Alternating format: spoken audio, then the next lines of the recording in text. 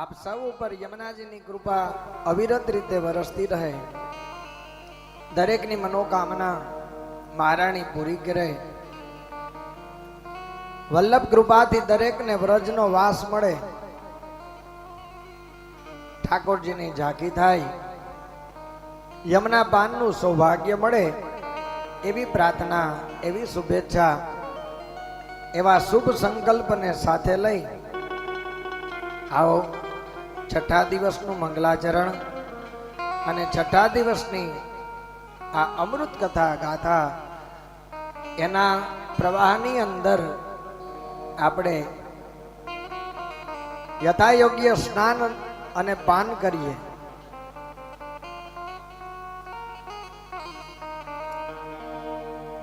ઠાકોરજીની કૃપા હોય ને મારા વાલા તો જ પાન થાય. ઠાકોરજીની કૃપા હોય તો જ સ્નાન થાય. પ્રભુની કૃપા જો આપણી ઉપર હોય તો જ આપણાથી કઈક તીર્થ યાત્રા થાય. પ્રભુની કૃપા હોય તો સેવા થાય. પ્રભુની કૃપા હોય તો સમર્પણ થાય. પ્રભુની કૃપા હોય તો આત્મનિવેદન થાય. પ્રભુની કૃપા હોય તો સેવાકીય કર્મ થાય. પ્રભુની કૃપા હોય તો જ તમારે ત્યાં કોઈ પાતર લે. પ્રભુની કૃપા હોય તો જ તમે ભગવત નામ લઈ શકો. અને પ્રભુની કૃપા હોય તો જ તમે તમારે આંગણે તમારા હાથે મનોરથ સિદ્ધ કરાવી શકો. અમે તો અવારનવાર આ કથાઓની અંદર કહીએ છીએ કે મારા વાલા વૈષ્ણવો, આનંદ જીવતાનો છે, મૈરા પછીનો નહીં. આ વ્રતમાં અવતરો બેઠા હોય ને એને મનમાં એમ થતું હોય, ઘણા લોકોને એમ થાય, કથા થતી હોય તો એમ થાય અમારે ત્યાં ક્યારે થશે.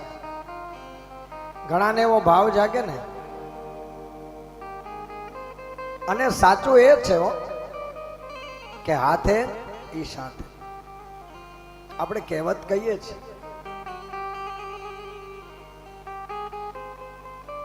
તમે તમારા હાથે જેટલું સત્કર્મ કરો ને એનો આનંદ તમને આવે. કારણ કે પુષ્ટિ માર્ગ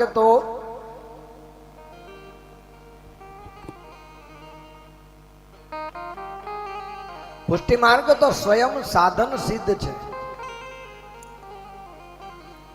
અન્ય માર્ગમાં ફલશ્રુતિ મેળવવી પડે. અહીંયા તમે પૂજા કરતા હોય તો ભૂદેવો બ્રાહ્મણો તમને પ્રાર્થના કરાવે,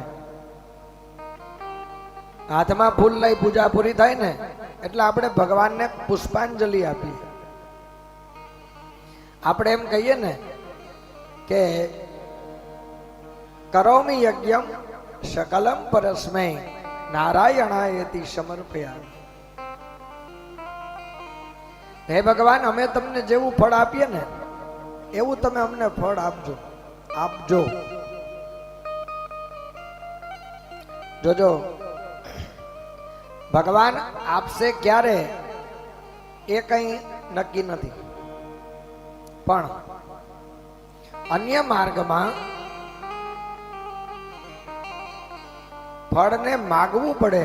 જ્યારે પુષ્ટિ માર્ગમાં પ્રભુ સ્વયં આપણા ઘરે નંદાલય, આપણા ઘરને નંદાલય બનાવી અને પ્રભુ સ્વયં ફળ રૂપે પ્રત્યક્ષ પોતે આ ભગવાન બાલકૃષ્ણ પ્રભુ આપણે ઘરે બિરાજે છે.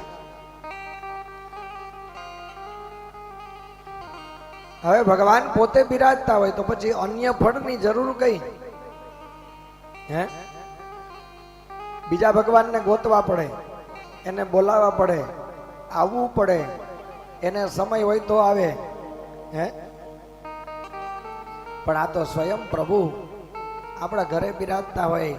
અરે, અખિલ બ્રહ્માંડના અધિપતિ તમારા હાથે સ્નાન ગ્રહણ કરે, તમારા હાથે શિંગાર કરે, તમારા હાથે વસ્ત્ર પહેરે, તમારા હાથની માલાજી ગ્રહણ કરે, તમારા હાથે ભોગ ગ્રહણ કરે, તો પછી આનાથી મોટું સ્વર્ગ, આનાથી મોટું ગૌલક મારા વૈષ્ણવો બીજું કયું હોય?